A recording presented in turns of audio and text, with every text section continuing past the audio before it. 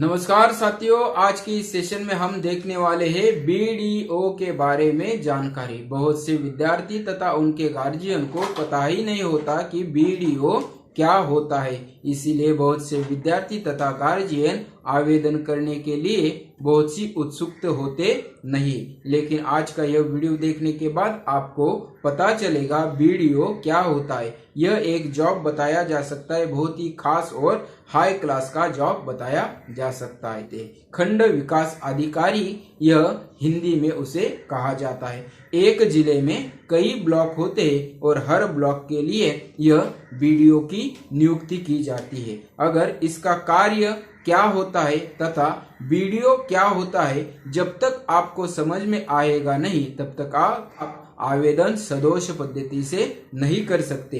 इसीलिए आपको पता होना चाहिए राज्य सरकार की विविध परियोजनाओं को लोगों तक पहुंचाने का कार्य बीडीओ करता है। उदाहरण के स्वरूप में अगर कोई पुल बनाना है तो उस पुल की अनुमति बांधने के लिए बीडीओ की अनुमति होनी जरूरी होती है। बीडीओ की नियुक्ति राज्य सरकार द्वारा परीक्षा के माध्यम से होती है। यह होता है बीडीओ। अभी बीडीओ बनना है तो हमें क्वालिफिकेशन क्या चाहिए? अगर आप ग्रेजुएट हो तो आप आवेदन कर सकते हो, भले आप कोई भी शाखा से हो, चाहे आप बीए से ग्रेजुएट हो, बीएससी से ग्रेजुएट हो, बीकॉम से ग्रेजुएट हो, इंजीनियरिंग से ग्रेजुएट हो, मेडिकल से ग्रेजुएट हो या फिर होटल मैनेजमेंट से भी आप अगर ग्रेजुएट हो तो आप आवेदन कर सकते हो। यहाँ पर सबसे महत्वपूर्ण बात बताई जा सकती है कि एक राज्य से दूसरे राज्य में भी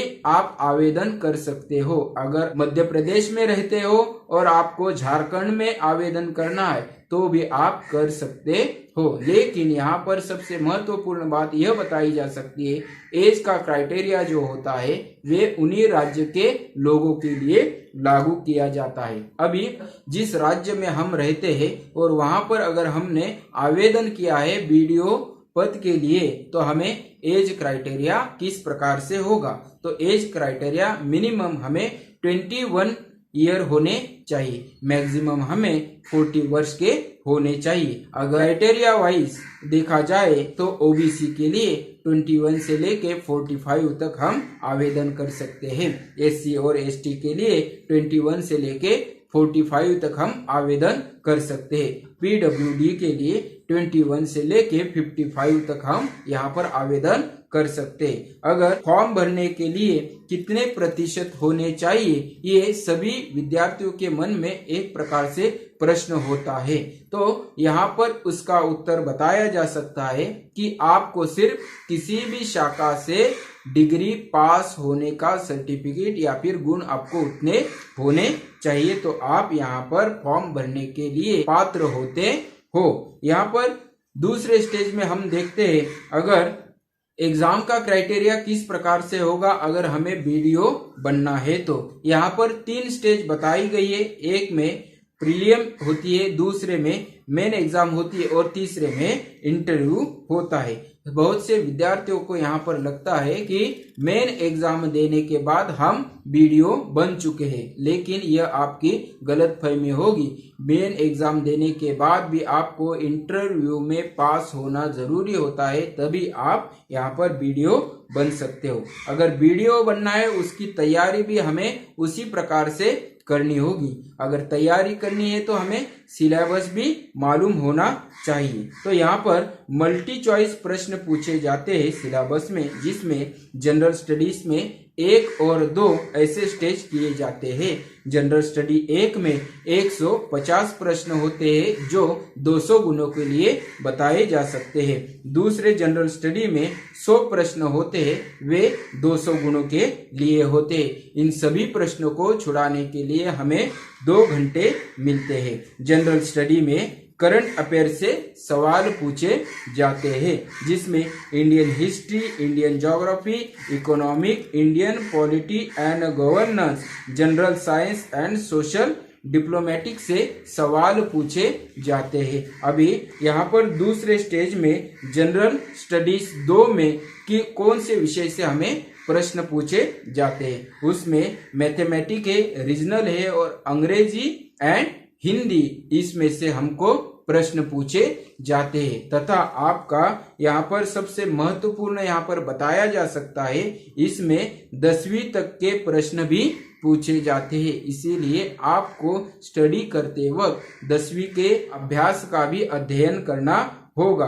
अगर सबसे महत्वपूर्ण यहाँ पर बात इस परीक्षा की अगर कौन सी होगी, तो अगर उत्तर गलत लिखते हो तो आपका 1/3 मार्क कट होता है। इसीलिए अगर आपको कोई प्रश्न का जवाब आता है सटीकते से, तो ही आपको वो जवाब लिखना है। अन्यथा मन में दुविधा हो तो उस प्रश्न का आंसर आपको लिखना नहीं है। अगर गलत होता है तो 1/3 आपको कट करना होता है। इस प्रकार से हमने देख लिया है कि प्रीलिम्स में किस प्रकार से प्रश्न पूछे जाते हैं। अभी मेन एग्जाम के बारे में किस प्रकार से पेपर होता है या फिर किस विषय से प्रश्न पूछे जाते हैं। मेन एग्जाम में टोटल 8 पेपर होते हैं, जिसे छुड़ाने के लिए 3 घंटे मिलते हैं। इसमें कौन कौन से विषय होते हैं? इसमें जनरल हिंदी होता है, एसे होता है, जनरल स्टडी 1, 2, 3, 4 इस प्रकार से होता है, और चौथे में ऑप्शन पेपर 1 और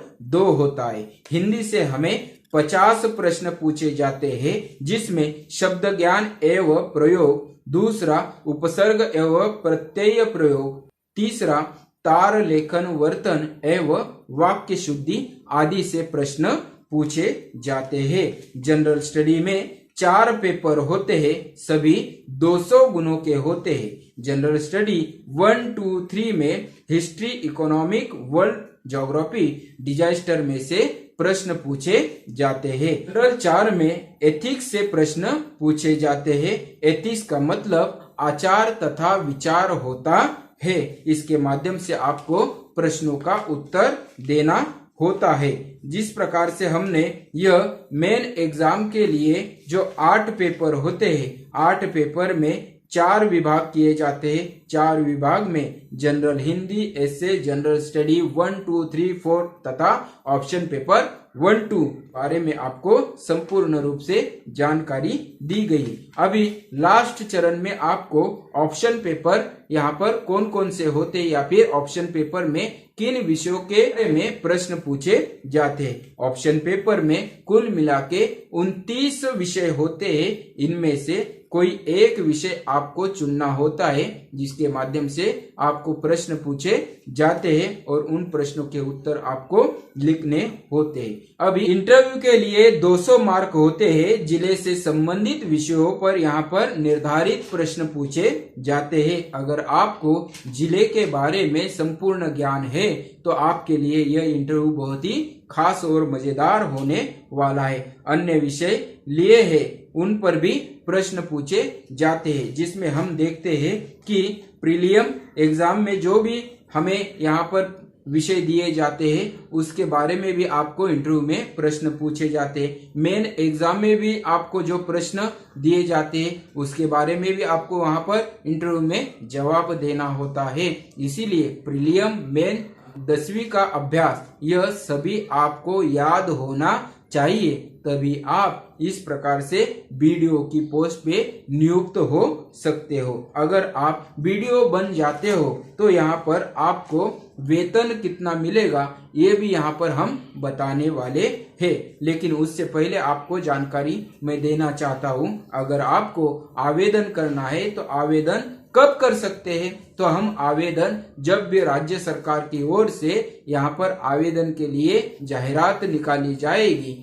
तब आपको आवेदन करना होगा। और वेतन श्रेणी के बारे में 7वें आयोग से अगर देखा जाए तो 9,300 से लेके 34,800 तक आपका वेतन होगा। ग्रेड बढ़ते जाएगा और इसमें वृद्धि होती रहने वाली। अगर आपको यह वीडियो अच्छा लगा हो तो आप लाइक कीजिए, शेयर कीजिए और सब्सक्राइब कीजिए। धन्यवाद।